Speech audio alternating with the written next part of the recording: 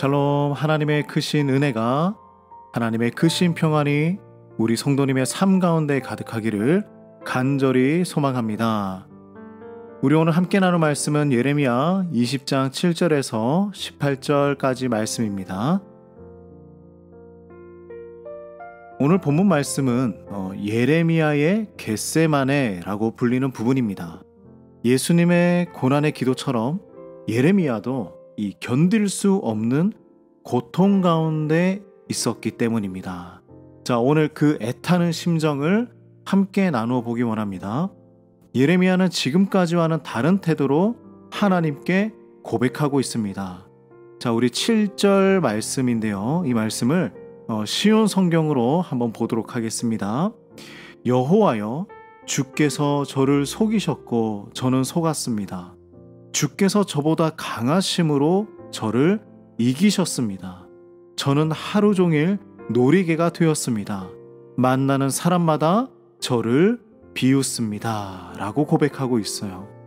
말씀을 이어서 보면 8절 말씀에도 자신은 파멸과 멸망을 항상 선포했었는데 하나님의 말씀을 전했지만 사람들은 자신에게 모욕만 했다고 고백하고 있습니다.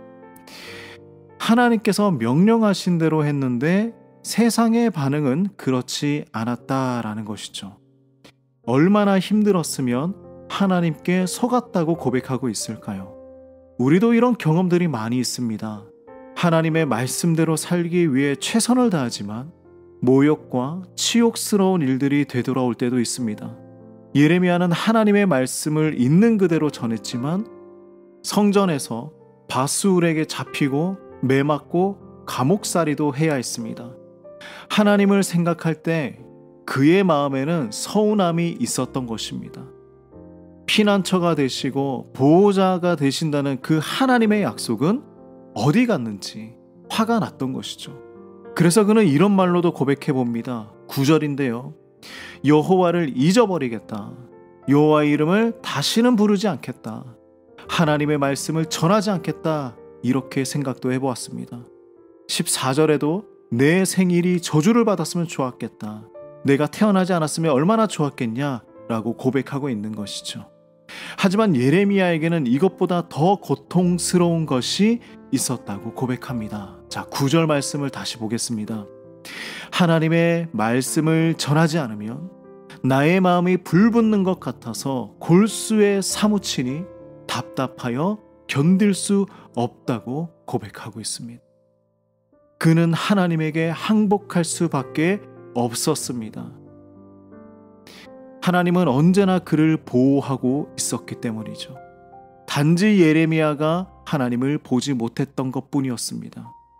우리도 눈앞에서 벌어지는 일들이 너무나 고통스러워서 하나님의 보호하심을 생각하지 못할 때가 있습니다.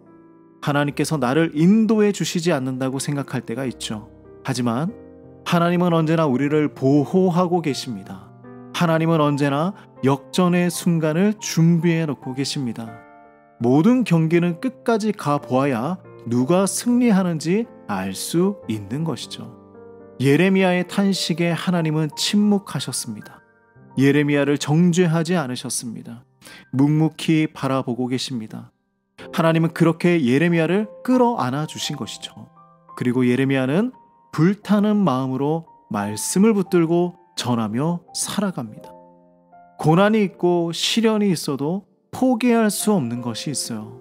바로 말씀 때문에 우리가 고난을 받지만 말씀 없이는 세상을 살아갈 수가 없기 때문입니다. 사랑하는 우리 모든 성도님들, 심장이 불타는 마음으로 말씀을 붙들고 살아가시길 간절히 소망합니다. 하나님께서 묵묵하게 우리를 끌어안아 주실 것입니다. 기도하겠습니다. 하나님 아버지, 우리의 가슴에 말씀 때문에 불타는 뜨거운 마음을 허락하여 주시옵소서. 하나님의 인도하심을 의심하지 않으며 믿음으로 살아가게 하여 주시옵소서. 오늘 이 하루도 우리의 삶을 내어 맡깁니다. 하나님께서 우리 모든 성도님들을 지켜 보호하여 주시옵소서. 예수님의 이름으로 기도드립니다. 아멘.